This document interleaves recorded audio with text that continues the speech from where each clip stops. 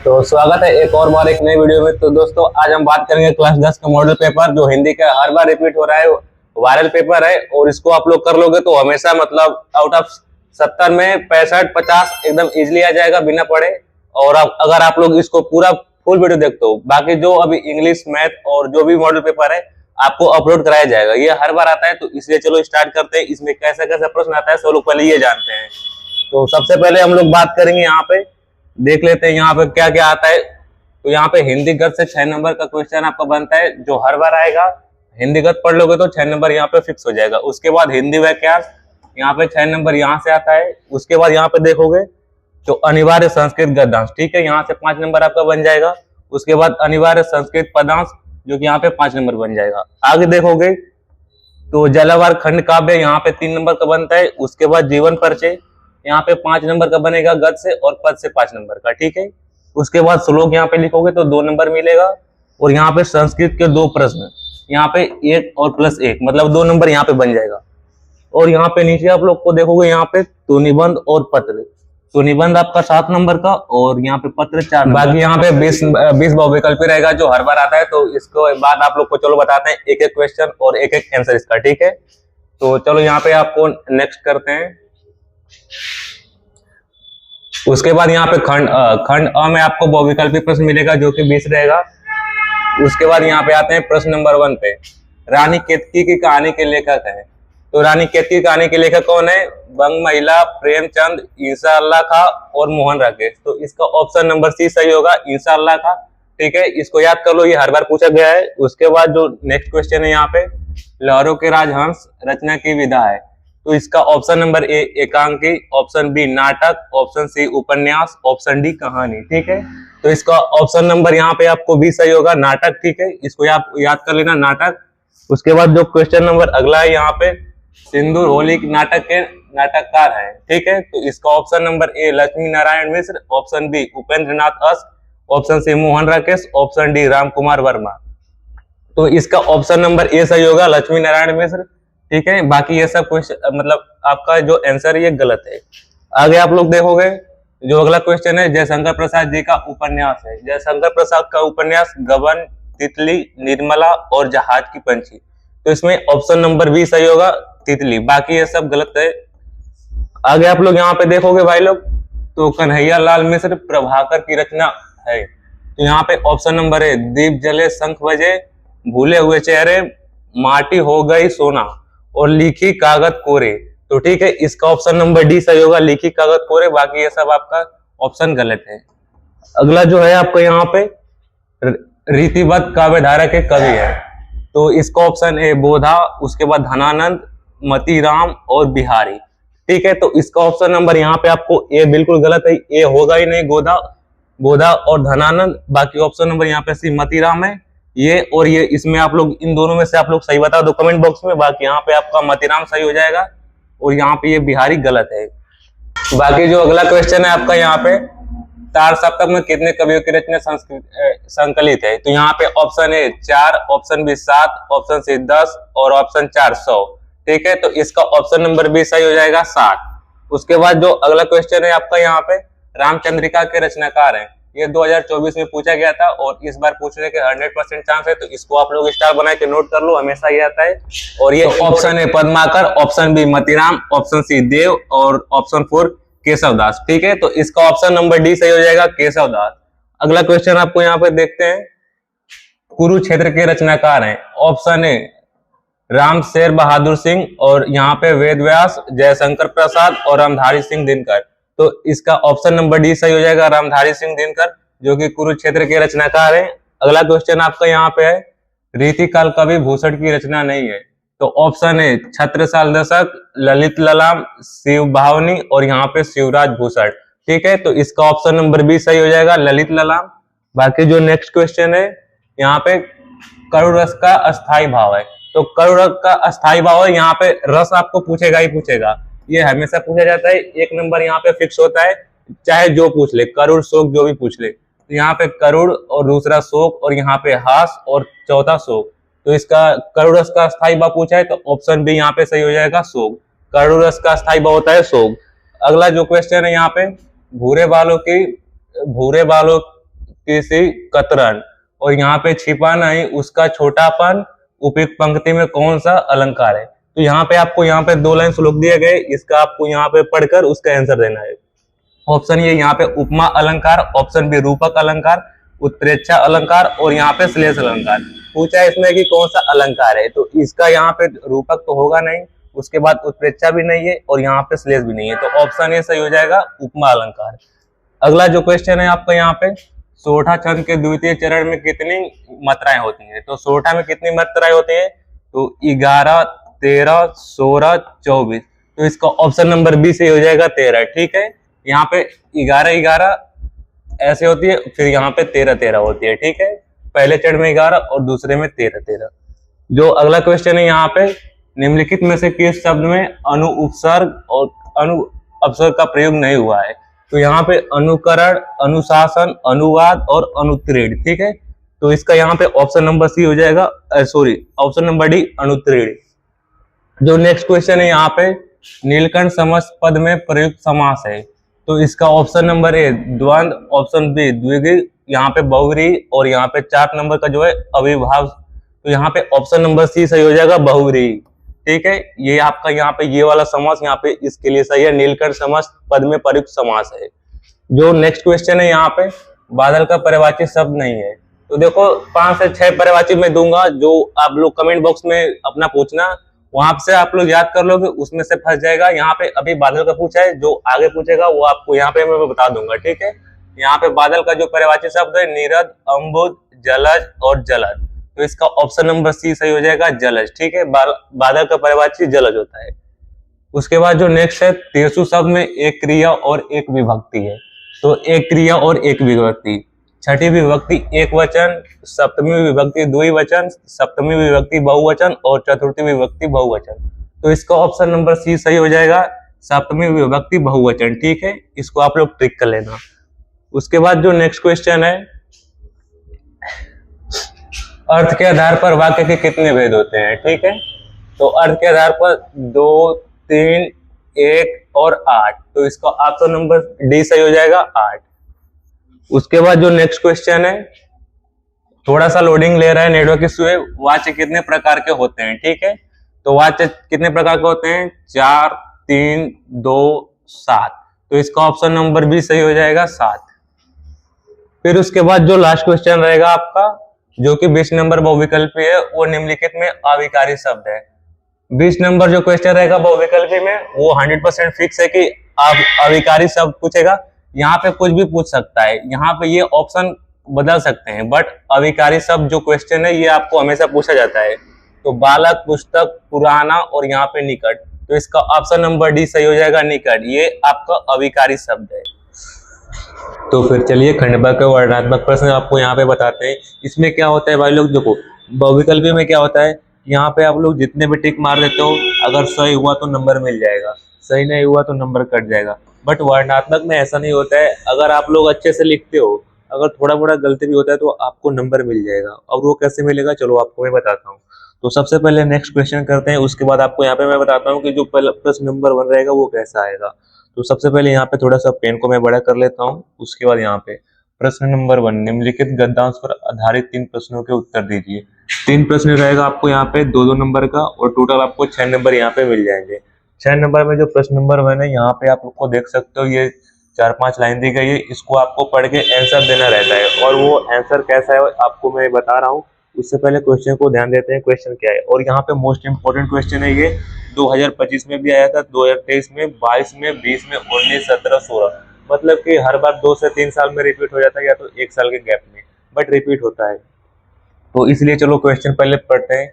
उपरोक्त गद्यांश का संदर्भ लिखिए। ठीक है, इसका संदर्भ लिखिए, मतलब कि ये जो लाइन है इसको कौन लिखा है। तो सबसे पहले इसका हम लोग आंसर देखेंगे। यहाँ पे संदर्भ, प्रस्तुत गद्यांश हमारी पाठ्य पुस्तक के गद्य खंड में संकलित मित्रता नामक पाठ से लिया गया है। इसके लेखक आचार्य रामचंद्र शुक्ल लिए गए। जो एकदम इंपॉर्टेंट है, आराम से 2 नंबर मिल जाएगा। बस ये 2 लाइन याद कर लो, 2 नंबर मिल जाएगा। उसके बाद यहाँ पे नेक्स्ट अगर आप लोग देखोगे तो व्याख्या करना है। व्याख्या में क्या है, गद्यांश के रेखांकित अंशों की व्याख्या करना है। तो यहाँ पे पूरे ही मतलब कि रेखांकित अंश है, उसकी पूरे की व्याख्या करना है, जो भी 4-5 लाइन है। तो उसकी व्याख्या यहाँ पे आपको यहाँ पे दिख रहा है। व्याख्या। शुक्ल जी कहते हैं कि मानव जीवन पर संगति का प्रभाव सबसे अधिक पड़ता है। बुरे और दुष्ट लोगों की संगति घातक बुखार की तरह हानिकारक होती है। जिस प्रकार भयानक ज्वर व्यक्ति की संपूर्ण शक्ति व स्वास्थ्य को नष्ट कर देता है। जैसे कि भाई आचार्य रामचंद्र शुक्ल जी कह रहे हैं कि जिस मित्रता अगर अच्छी हो तो भाई अच्छी, मतलब कि आपके साथ अच्छा ही होगा, बट अगर आपकी बुरी संगति है तो आप भी बुरे उन्हीं की जैसे आप लोग जाओगे। नेक्स्ट यहाँ पे आप व्यक्ति की बुद्धि, विवेक, सदाचार, नैतिकता व सभी सद्गुण नष्ट हो जाते हैं तथा वह उचित, अनुचित व अच्छे बुरे का विवेक भी खो देते हैं। कुसंगति किसी भी युवा पुरुष की सारी उन्नति व प्रगति से बाधित करती है। कुसंगति यहाँ पे हमारे विकास व उन्नति के मार्ग को अवरुद्ध करके अवनति व पतन की ओर धकेल लेती है तथा दिन प्रतिदिन विनाश की ओर अग्रसर करती है। दूसरी ओर यदि युवा व्यक्ति की संगति अच्छी होगी तो उसके सहारा देने वाली बहुत हाथ के समान होगी, ठीक है, जो अवनति के गर्त में गिरने वाले व्यक्ति की भुजा पकड़कर उठा देती है तथा सहारा देकर खड़ा कर देती है और उन्नति के मार्ग पर अग्रसर कर देती है। मतलब कि आपको इतना लाइन याद करोगे तो 2 नंबर फिर से मिल जाएगा व्याख्या के लिए। और ये हर बार आया है, आप लोग यहाँ पे देख सकते हो, क्वेश्चन में दिखाएगा आपको मोस्ट इंपोर्टेंट क्वेश्चन 25, 23, 26 हमेशा आएगा, तो ये इंपोर्टेंट क्वेश्चन है। नेक्स्ट आप लोग यहाँ पे देखोगे जो तीसरा प्रश्न है, कुसंग और अच्छी संगति में क्या अंतर है, ठीक है, तो इसका यहाँ पे आप लोग उत्तर देख लो। कुसंगति हमारे विकास व उन्नति के मार्ग को अवरुद्ध करके अवनति व पतन की ओर ढकेल देती है तथा प्रतिदिन विनाश की ओर अग्रसर करती है, जबकि अच्छी संगति सहारा देने वाले हाथ के समान होती है, जो अवनति के गट में गिरने वाले व्यक्ति की भुजा पकड़कर उठा देती है और सहारा देकर खड़ा कर देती है, साथ ही उन्नति के मार्ग पर अग्रसर कर देती है। तो ये बस आपका 6 नंबर यहाँ से कंफर्म हो जाएगा, बस इसको याद कर लेना, हमेशा आता है। नेक्स्ट अगर आप लोग देखोगे जो प्रश्न नंबर 2 रहेगा, प्रश्न नंबर 2 यहाँ पे दिए गए पदार्थ पर आधारित 3 प्रश्नों के उत्तर दीजिए। 3 प्रश्न है यहाँ पे, 2-2 नंबर का है, 6 नंबर आपको यहाँ से फिक्स हो जाएगा। मोस्ट इंपोर्टेंट क्वेश्चन है, 2025 में आया था, 2024 में, 22 में, 20, 18, 17 और 16, तो लगभग हर बार रिपीट होता है, तो ये आपका आएगा ही आएगा। तो चलो जानते हैं भाई क्या है। पहले तो यहाँ पे आपको पढ़ना है, चरण कमल बंधु हरिराई, जाके कृपा पंगु गिरी, अंधे को सब कुछ दर्शाई। मतलब कि ये जो बहुत ही मतलब फेवरेट है, जब मैं पढ़ता, जब क्लास 10 का जब मैं पेपर दिया था तो ये उस समय भी आया था, ठीक है, मतलब आज से 2 साल पहले ही, तो ये इम्पोर्टेंट है यहाँ पे आपको। तो इसको आप आंसर देखोगे यहाँ पे आगे, तो इसका है उपयुक्त पदार्थ का संदर्भ लिखिए, उसके बाद रेखांकन, उसकी व्याख्या कीजिए, प्रस्तुत पंक्तियों में कौन सा अलंकार है। तो ये 3 क्वेश्चन के आपको आंसर मैं बताता हूँ। सबसे पहले संदर्भ का, प्रस्तुत पदार्थ हमारी पाठ्य पुस्तक के काव्य खंड के पद शीर्षक से उद्गृत है। यह सूरदास द्वारा रचित सूर सागर महाकाव्य से लिया गया है, ठीक है। जैसा कि आप लोग देख रहे हो, सूरदास जी इनको लिखे हैं और ये सूर सागर से लिया गया है, ठीक है। तो बस इतना, बस एक लाइन आप लोग याद कर लोगे, आपका 2 नंबर फिक्स हो जाएगा। उसके बाद यहाँ पे व्याख्या, व्याख्या कैसे करना है। श्री कृष्ण के परम भक्त सूरदास जी श्री कृष्ण के कमल रूपी चरणों की महिमा का चित्रण करते हुए कहते हैं कि हे प्रभु, मैं आपके चरणों की वंदना करता हूँ, जो कमल के समान कोमल है। इनकी महिमा अपरंपार है, जिनकी कृपा से लंगड़ा व्यक्ति पर्वतों को लांग जाता है, अंधा व्यक्ति को दिखाई देने लगता है। मतलब ये एकदम इंपॉर्टेंट क्वेश्चन है, आप लोग को एकदम रट मार लेना, स्क्रीनशॉट ले लो, याद कर लेना। यहाँ से 4 नंबर फिक्स हो गया। जो लास्ट क्वेश्चन यहाँ पे, प्रस्तुत पंक्तियों में रूपक अलंकार है, ठीक है। चरण कमल में यहाँ पे कमल रूपी कोमल चरणों के बारे में बताया गया है, इसलिए यहाँ रूपक अलंकार है। तो ये यहाँ पे एकदम सिंपल भाषा में, इससे छोटा आंसर आपको नहीं करना है, नहीं तो नंबर कट जाएंगे। उसके बाद जो नेक्स्ट क्वेश्चन है यहाँ पे, प्रश्न नंबर 3, दिए गए संस्कृत गद्यांश में से किसी एक का संदर्भ सहित हिंदी में अनुवाद कीजिए। तो यहाँ पे 2 और +3, 5 नंबर आपको टोटल मिलेंगे, ठीक है। तो यहाँ पे ये जो ऐसा नगरी भारतीय संस्कृत, संस्कृत भाषा है, यश केंद्र, मतलब कि देखो जो संस्कृत में ऐसा दिया रहेगा, इसको आपको हिंदी में अनुवाद करके लिखना है। और यहाँ पे मोस्ट इंपोर्टेंट ये कि 2025 में आया था, 24 में भी आया था, 23 में भी और 22 में भी, तो फिर से आएगा। और यहाँ पे ये मतलब कि देखोगे तो यहाँ पे 20 और 18 में भी आया है। तो अगर इसका आप लोग आंसर देखोगे तो आंसर में पहले संदर्भ देखो, यहाँ पे क्या था क्वेश्चन में, 2 और 3, ठीक है। तो इसीलिए यहाँ पे पहले संदर्भ लिखोगे तो 2 नंबर मिलेगा, उसके बाद यहाँ पे अनुवाद करोगे तो 3 नंबर मिलेगा। तो कैसा है संदर्भ, बस यहाँ पे बस वस्तुम गद्यांश प्रांश हमारी पाठ्य पुस्तक के संस्कृत खंड में संकलित वाराणसी नामक पाठ से लिया गया है। जो वाराणसी नामक पाठ है वहां से लिया गया है, तो यहाँ पे आपका 2 नंबर फिक्स हो जाएगा। उसके बाद जो यहाँ पे अनुवाद करोगे, नगरी भारतीय संस्कृति और संस्कृत भाषा का केंद्र स्थल है, यहाँ यहीं से संस्कृत साहित्य और संस्कृति का प्रकाश चारों ओर फैला है। ठीक है, तो बस ये थोड़ी से 3-4 लाइन याद कर लोगे तो यहाँ से भी 3 नंबर मिल जाएंगे। और ये मोस्ट इंपोर्टेंट, मैं चलो आपको मैं गारंटी दे रहा हूँ, ठीक है, 101% है कि यहाँ पे आपके पेपर में आएगा, कोई भी स्टेट हो, ठीक है, यूपी में हो भाई पक्का आएगा, ये याद करके जाना। ठीक है, फिक्स है 5 नंबर यहाँ से। ओके, नेक्स्ट क्वेश्चन है यहाँ पे, दिए गए संस्कृत पदांश में किसी एक का संदर्भ सहित हिंदी में अनुवाद कीजिए। यहाँ पे 2 और 3 5 ये भी है। ठीक है, वेरी वेरी इंपॉर्टेंट है भाई, 25 23 22 20 ये इंपॉर्टेंट है। मैं वही प्रश्न लेकर आया हूँ जो हर बार रिपीट होते हैं। ठीक है, तो कहीं जाने की जरूरत नहीं है। इस अगर वीडियो को पूरा ध्यान से देखते हो तो लगभग आपका 70 में से यहाँ से 40 से 50 नंबर कन्फर्म है। बाकी क्वेश्चन भाई हर बार रिपीट होते हैं, पता है आपको, अलग अलग चेंज होते हैं, बट जो भी है यहाँ पे मतलब कि जो हर बार रिपीट हो रहा है वही आया है। तो यहाँ पे अगर आप लोग देखोगे, यहाँ पे जो 4 लाइन है इसको आपको पढ़ना है, उसके बाद इसका आंसर देना है। तो क्वेश्चन क्या पूछा है, संदर्भ और इसका अनुवाद। तो यहाँ पे प्रस्तुत श्लोक हमारे पाठ्य पुस्तक के संस्कृत खंड में संकलित अनियुक्ता विलासा नामक पाठ से लिया गया। यहाँ पे लिख दोगे 2 नंबर मिल जाएगा। उसके बाद यहाँ पे अनुवाद में कमल का रसपान करता हुआ कोई भौरा सायंकाल में उसने बंद हो जाने पर सोचता है रात बीत जाएगी, सुंदर प्रातः काल होगा, सूर्य उदय होगा, कमलों का समूह खिलेगा, कमल फूट में बैठे हुए भौरे के एक ऐसा सोचते हुए ही हाय बहुत दुख है कि हाथी ने उसे कमलिनी को उखाड़ लिया। मतलब कि यहाँ पे बस 1 2 3 4 लाइन ये याद किए, 3 नंबर मिल गया। यहाँ से 1 से 1.5 लाइन याद किया, 2 नंबर मिल गया। टोटल 5 नंबर, 5 से 5 10। ये जो मतलब जो संस्कृत वाला था ये तो हमेशा रिपीट होता है, इसके थोड़ा सा अलग अलग नहीं जाने की कोशिश है। ठीक है, तो हर बार आता है तो 10 नंबर तो यहाँ पे कंफर्म हो जाएंगे। तो बस इसका स्क्रीनशॉट ले लो, साइड में जा रहा हूँ, याद कर लेना, मोस्ट इंपॉर्टेंट रहेगा। आगे आप लोग यहाँ पे देखोगे पुस्तक का नाम और अनुवादित जिले, ये मुक्ति दूत है। अगर आप लोग क्लास 10 में हो तो मुक्ति दूत आएगा आपको 100%। अब किस जिले से हो उसके ऊपर डिपेंड करता है। तो सबसे पहले मैं बता देता हूँ मुक्ति दूत। मुक्ति दूत पढ़ते हो तो अगर आप आगरा से हो, बस्ती, गाजीपुर, फतेहपुर, बाराबंकी, ऊना, अगर इस जिले से हो तो आपको मुक्ति दूत पढ़ना है। अगर बाकी जिले से हो, अगर यहाँ पे ज्योति जवाहर को अगर अगर जो जिसके पास अगर ये कानपुर का है, प्रतापगढ़, मिर्जापुर, ललितपुर, रामपुर, गोंडा, अगर इस जिले से तो फिर यहाँ पे ज्योति जवाहर याद करना है। उसके बाद यहाँ पे प्रयागराज, आजमगढ़ और मथुरा के लिए ये अग्र पूजा है।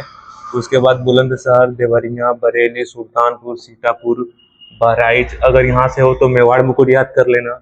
उसके बाद लखनऊ, सहारनपुर, फौजाबाद, बांदा, झांसी, अगर हरदोई से हो तो फिर यहाँ पे जयसुआ याद कर लेना। ठीक है, बाकी यहाँ पे गोरखपुर, मुरादाबाद, शाहजहांपुर, लखीमपुर खीरी, मैनपुरी, मुजफ्फरनगर, अगर इससे हो तो फिर यहाँ पे मातृभूमि के लिए। उसके बाद अलीगढ़, जौनपुर, बलिया, हमीरपुर, एटा, यहाँ से हो तो फिर यहाँ पे कर्ण याद कर लेना भाई। इसको याद क्या करना है, कर्ण को आप लोग अगर देखोगे महाभारत तो फिर कर्ण तो ऐसे ही लिख सकते हो। बाकी यहाँ पे मेरठ, फरुखाबाद, पीलीभीत, रायबरेली, यहाँ पे हो तो कर्मवीर भरत लिख देना। और वाराणसी, इटवा, बिजनौर, जालौन और यहाँ पे बदायूं पे हो तो तुमुल याद कर लेना। ठीक है, जो भी हो स्क्रीनशॉट ले लो जहाँ पे हो, इसमें नहीं फंसना है। यहाँ पे अगर आप लोग गाजीपुर से हो, मैं तो गाजीपुर से हूँ, तो यहाँ पे मैं मुक्ति दूत लिखा था। उसके बाद अगर आप लोग देखोगे यहाँ पे तो जो भी आपका शहर है उस हिसाब से यहाँ पे आपको दिया गया है, उसको आपको याद करके जाना है। और ये फिक्स होता है, हमेशा आता है। ठीक है, बाकी आगे करते हैं। यहाँ पे अपने पठित खंड काव्य के आधार पर निम्नलिखित प्रश्नों में से किसी एक का उत्तर दीजिए। 3 मतलब यहाँ पे 3 नंबर का रहेगा एक क्वेश्चन। ठीक है, तो सबसे पहले मुक्ति दूत खंड काव्य के आधार पर गांधी जी का चरित्र लिखिए, मतलब कीजिए। तो मुक्ति दूत में गांधी जी के बारे में बताया गया है, तो उसका यहाँ उनका मतलब यहाँ पे करना है। ठीक है, उसके बाद मुक्ति दूत खंड काव्य के चतुर्थ का कथन अपने शब्दों में लिखिए। तो जो मुक्ति दूत का चतुर्थ है उसका वहां पे जो लाइन है वहां पे इसको आपको याद कर लेना है मुक्ति दूत में, और यहाँ पे लिख देना है। 3 नंबर आपके हो जाएंगे।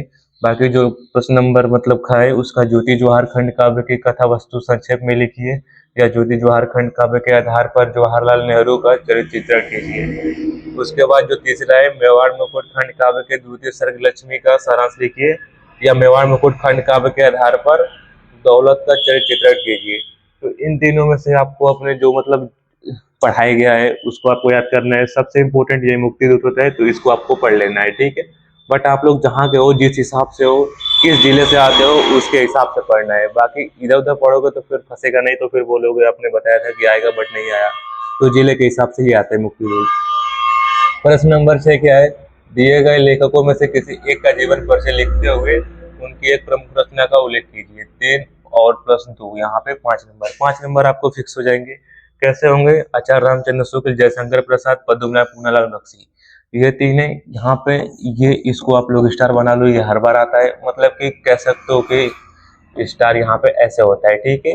तो ये हर बार आता है, आचार्य रामचंद्र शुक्ल, इनको आप लोग को याद कर लेना है। और इनका मैं अभी जीवनी आगे मैं दिखा रहा हूँ कैसे लिखना है क्लास 10 के पेपर में, नहीं तो फिर नंबर भी कट जाएंगे। जीवनी किस फॉर्मेट में होता है उसको भी बताऊंगा।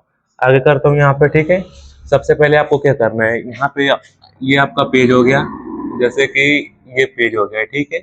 यहाँ पे आपको इतना बॉक्स बना लेना है, उसमें आपको ये सब लिखना है जितना आपको लिखा है। जैसे कि यहाँ पे लिखा है नाम आचार्य रामचंद्र शुक्ल, जन्म 1884 ईस्वी, जन्म स्थान बस्ती जिले के अगुना ग्राम में, पिता का नाम यहाँ पे चंद्रबली शुक्ल, शिक्षा FA इंटरमीडिएट, उसके बाद आजीविका अध्यापन, लेखन, प्राध्यापक, निधन कितना हुआ 1941 ईस्वी में। तो इन सबको यहाँ पे आपको इसमें फिट कर देना है। यहाँ पे आप फिट कर दोगे, उसके बाद इनका जो मतलब कि मुख्य व्याख्या कर देना है इनके बारे में यहाँ से। फिर यहाँ पे हो गया, यहाँ पे होगा, उसके बाद फिर यहाँ पे मतलब ये पूरा एक पेज में इनका लिखना है। ये नहीं कि आपका यहाँ पे जो पीछे के क्वेश्चन यहाँ पे है तो यहाँ से आपका याद मतलब स्टार्ट कर देना है, नहीं। आपको यहाँ पे एक अलग पेज से आपको जीवन परिचय लिखोगे तब आपको अच्छा नंबर मिलेगा, नहीं तो आपका नंबर कट जाएगा। तो फिर आप बोलोगे कि भाई नंबर कैसे कट गया। आगे बात करते हैं यहाँ पे आचार्य रामचंद्र शुक्ल जी का जीवन परिचय कैसे लिखना है मैं बताता हूँ। आचार्य रामचंद्र शुक्ल निबंधकार, समालोचक, इतिहासकार, अनुवाद एवं महान शैलीकार के रूप में जाने जाते हैं। आचार्य रामचंद्र शुक्ल का जन्म 1884 ईस्वी में बस्ती जिले के अगुना नामक ग्राम में हुआ था। इनके पिता का नाम यहाँ पे चंद्रबली शुक्ल था। इंटरमीडिएट में आते ही इनकी पढ़ाई छूट गई, ठीक है। तो आपको ये याद कर लेना है। उसके बाद यह सरकारी नौकरी करने लगे, किंतु स्वभावमान के कारण यह नौकरी छोड़कर मिर्जापुर के मिशन स्कूल में चित्रकला अध्यापक हो गए। तो मिर्जापुर के मतलब कि वहाँ पे जो अध्यापक थे तो वहाँ पे ये चले गए थे। उसके बाद यहाँ पे हिंदी, अंग्रेजी, संस्कृत, बांग्ला, उर्दू, फारसी आदि भाषाओं का ज्ञान इन्हें था। स्वाध्याय से प्राप्त किया। बाद में काशी नगरी प्राचार्य सभा से जुड़कर इन्होंने शब्द सागर के सहायक संपादक का कार्यभार संभाला। इन्होंने काशी विश्वविद्यालय में हिंदी विभागाध्यक्ष का पद भी सुशोभित किया। जीवन के अंतिम समय तक साहित्य साधना करने वाले शुक्ल जी का निधन सन 1941 ईस्वी में हुआ। बस आपको इतना सा याद कर लेना है, ठीक है, जीवन परिचय। उसके बाद यहाँ पे जो नेक्स्ट क्वेश्चन रहेगा, दिए गए कवियों में से किसी एक का जीवन परिचय देते हुए एक प्रमुख रचना का उल्लेख कीजिए। तो ठीक है, यहाँ पे 3 नंबर और ये 5 नंबर का रहता है। यहाँ पे थोड़ा सा मिसप्रिंट हो गया है, तो यहाँ पे 5 नंबर यहाँ पे भी मिलेगा, 5 नंबर वहाँ पे भी मिलेगा। बट वो गद का था, यहाँ पे ये पद का है। पद में कौन से इंपॉर्टेंट होते हैं चलो बताता हूँ। गोस्वामी तुलसीदास, रसखान, महाकवि सूरदास। तो यहाँ पे तुलसीदास भी इंपॉर्टेंट है, सूरदास भी इंपॉर्टेंट है, रसखान भी इंपॉर्टेंट है। तीनों में से कोई भी याद कर लेना, 100% आ जाएगा, ठीक है। यहाँ पे मैं लिख देता हूँ, स्क्रीनशॉट ले लो, नहीं आएगा तो फिर आके बोल देना कि भाई आपने नहीं बताया था, मतलब आपने बोला था कि आएगा बट नहीं आया। 100% ले लो, लिख के ले लो भाई लोग, आएगा स्क्रीनशॉट ले लेना, मैं भी यहीं पे हूँ, ओके। आगे चलो मैं बताता हूँ कैसे लिखना है। जो फॉर्मेट है आपको मैं बता दिया हूँ, ऐसे कर देना है। उसके बाद यहाँ पे इनका जो मेन थीम है उसको लिख देना है, फिर इसकी व्याख्या कर देना है। तो सबसे पहले नाम क्या है, सूरदास, जन्म 1478 ईस्वी, जन्म स्थान रुनकता ग्राम, मृत्यु 1583 ईस्वी, पिता का नाम पंडित रामदास, गुरु आचार्य वल्लभाचार्य, और यहाँ पे भक्ति कृष्ण भक्ति करते थे, ठीक है। सूरदास का यहाँ पे व्याख्या करना कैसे है, भक्ति काल महाकवि सूरदास का जन्म रुनकता नामक ग्राम में 1478 ईस्वी में है। ये गलत मत करना है, ठीक है। ये हाईलाइट क्यों किया हो, ये गलत होगा, नंबर कट जाएगा तुरंत पूरा एकदम, ठीक है। मैं पंडित रामदास जी के घर हुआ था। पंडित रामदास सारस्वत ब्राह्मण थे। कुछ विद्वान सही नामक स्थान को सूरदास का जन्म स्थल मानते हैं। सूरदास जी जन्म से अंधे थे या नहीं, इस संबंध में भी विद्वानों में मतभेद है। मतभेद हमेशा है, सब में है, किसी का भी जीवन परिचय लिखना, मतभेद उसमें डाल देना, एक लाइन एक्स्ट्रा आपकी बन जाएगी। उसके बाद यहाँ पे विद्वानों का कहना है कि बाल मनोवृत्ति एक चेष्टाओं का जैसा सूक्ष्म वर्णन सूरदास जी ने किया है, वैसा वर्णन कोई जन्म जन्म व्यक्ति कर ही नहीं सकता। ठीक है, इसलिए ऐसा प्रतीत होता है कि संभव बाद में अंधे हुए होंगे। सूरदास जी एक बार वल्लभाचार्य जी के दर्शन के लिए मथुरा के गौ घाट आए और उन्हें स्वरचित एक पद गाकर सुनाया, मतलब कि वो खुद से लिखे थे और उनको वल्लभाचार्य जी को सुनाए थे। उसके बाद वल्लभाचार्य ने तभी उन्हें अपना शिष्य बना लिया था। सूरदास का विवाहित थे तथा विरक्त होने से पहले वो अपने परिवार के साथ ही रहते थे। सूरदास जी का निधन 1583 ईस्वी में गोवर्धन के पास पारसौली नामक ग्राम में हुई थी। और यहाँ पे रचना एक लिख देना है सूरसागर, आपका 5 नंबर यहाँ से कंफर्म हो जाएगा। स्क्रीनशॉट ले लो भाई लोग, आएगा कंफर्म है। उसके बाद जो नेक्स्ट है यहाँ पे प्रश्न 7 नंबर, अपनी पाठ्य पुस्तक में से कंठस्थ कोई एक श्लोक लिखिए जो इस प्रश्न पत्र में ना आया हो। यहाँ पे 2 नंबर आपको मिलेगा। प्रश्न पत्र में जो आएगा उसको नहीं लिखना है, अलग से याद करके जाना है, तो श्लोक एक याद कर लेना, 2 नंबर मिल जाएगा, 2 लाइन का होता है भाई लोग। उसके बाद यहाँ पे आगे जाओगे तो प्रश्न नंबर 8 रहेगा, निम्नलिखित में से किन्हीं 2 प्रश्नों का उत्तर संस्कृत में दीजिए, एक और एक यहाँ पे 2 नंबर। ठीक है, वाराणसी कैसे भाषा केंद्रम अस्ति 2025 में पूछा था, 23 में भी, 20 में भी और 19 में भी, तो इस बार भी आने के चांस है, तो इसको याद कर लेना। इसका उत्तर क्या होगा, वाराणसी संस्कृत भाषा केंद्र अस्तम अस्ति, इसको संस्कृत में ही अनुवाद कर देना है। ठीक है, उसके बाद यहाँ पे जो दूसरा है वीरकेन पूजित, वेरी इंपॉर्टेंट है, 2026 में भी आया था। और यहाँ पे ये थोड़ा सा मिसप्रिंट हो गया है, 25 में भी आया था, सॉरी ये यहाँ पे 26 में आएगा, 25 में आया था, 23, 19, 17, 16, 15, यहाँ पे 14, 13, 12, मतलब कि हर बार आधे रिपीट हो रहा है, तो इसलिए इसका उत्तर हो जाएगा वीर वीरण पूजते। ठीक है, ये इतना याद कर लेना, मतलब एक एक लाइन का आंसर याद कर लेना, 2 नंबर फिक्स हो जाएंगे। उसके बाद क्या है, प्रश्न नंबर 9, निम्नलिखित में से किसी एक विषय पर निबंध लिखिए, 7 नंबर मिलेगा, वेरी इंपॉर्टेंट है, 7 नंबर। ठीक है, और उसके बाद यहाँ पे जल है तो कल है, मेरे सपनों का भारत, जीवन में कंप्यूटर का महत्व, सड़क सुरक्षा, जीवन रक्षा, तो आप लोग किस पे लिखना चाहते हो। तो सबसे पहले आपको मैं बता देता हूँ कि इसमें से कौन सा इम्पोर्टेंट है। सड़क सुरक्षा ये याद कर लोगे तो भी इम्पोर्टेंट है, बना के भी लिख सकते हो, आधा याद कर लो, आधा बना के लिख सकते हो, कोई दिक्कत नहीं है। जीवन में कंप्यूटर का महत्व ये भी बना के लिख सकते हो, मोबाइल को भी जोड़ सकते हो, एआई को भी जोड़ सकते हो। उसके बाद मेरे सपनों का भारत, ये थोड़ा सा आप लोग चाहो तो टफ हो सकता है, मतलब बनाने लायक नहीं है, जितना याद करोगे उतना ही लिख पाओगे। उसके बाद यहाँ पे जल है तो कल है, इसको भी आप लोग बना के लिख सकते हो। ठीक है, पर्यावरण के हिसाब से भी लिख सकते हो बनाकर, तो मस्त बढ़िया है भाई लोग, आराम से कर सकते हो। हाँ, एक जनसंख्या पर भी याद कर लेना, ये भी इम्पोर्टेंट होता है। उसके बाद प्रश्न नंबर 10, अपने प्रधानाचार्य को संबोधित करते हुए एक प्रार्थना पत्र लिखिए जिसमें अस्वस्थ होने के कारण एक दिन का आकस्मिक अवकाश मांगा गया है। 4 नंबर टोटल यहाँ पे आपको मिल जाएंगे। ठीक है, 4 नंबर आपको मिलेंगे, इसको आप लोग को याद कर लेना है। प्रश्न नंबर कैसे होगा, यहाँ पे देखोगे ऊपर लिखोगे सेवा में। ठीक है, उसके बाद श्रीमान प्रधानाचार्य जी, और यहाँ पे पीजी पब्लिक स्कूल लखनऊ, यहाँ पे मैं पीजी लिखा हूँ जो कि आपके चैनल का नाम है भाई लोग। तो आप लोग किसी मतलब अपने स्कूल का भी नाम लिख सकते हो या दूसरे स्कूल का भी, कोई दिक्कत नहीं है, मतलब जिसके लिए आप लिख रहे हो उसी स्कूल का नाम लिखना। पेपर में तो भाई कोई स्कूल को कोई मतलब टारगेट नहीं किया जाता है, बट अगर आप लोग कभी मान लो कि क्लास में अगर लिखते हो तो फिर उसी स्कूल का लिखना है। ठीक है, यहाँ पे लिखोगे विषय अस्वस्थ होने के कारण एक दिन का आकस्मिक अवकाश श्रीमान जी। फिर यहाँ पे सभी निवेदन है कि मैं आपके विद्यालय में कक्षा 10 का छात्र हूँ, कल रात से मुझे बुखार आ रहा है जिस कारण मैं विद्यालय आने में असमर्थ हूँ। श्रीमान जी से निवेदन है मुझे दिनांक 22/2/2024 उस दिन का ये डेट डाल देना, यहाँ पे का अवकाश प्रदान करने की कृपा करें, मैं आपका आभारी रहूंगा, धन्यवाद। फिर आपका आज्ञाकारी शिष्य क ख ग, अपना नाम मत लिखना भाई लोग, नाम लिखोगे नंबर कट जाएगा, तो यहाँ पे नाम में लिखना है, क ख ग या जो भी लिखना है वो लिख दो। उसके बाद यहाँ पे कक्षा 10 में 10 और यहाँ पे आप लोग दिनांक लिख सकते हो, दिनांक लिख देना वैसे इंपॉर्टेंट रहता है, फिर आपका यहाँ पे भी नंबर मिल जाएगा। उसके बाद यहाँ पे आपको खत्म करते हैं, पूरा खत्म हो गया भाई लोग एक मॉडल पेपर। अब आपको कमेंट बॉक्स में करना है किसका आपको मॉडल पेपर चाहिए। ठीक है, बाकी मैं आपको कह रहा हूँ वीडियो को लाइक कर देना भाई, अगर आप लोग लाइक नहीं किए तो बाकी चैनल को सब्सक्राइब कर ला।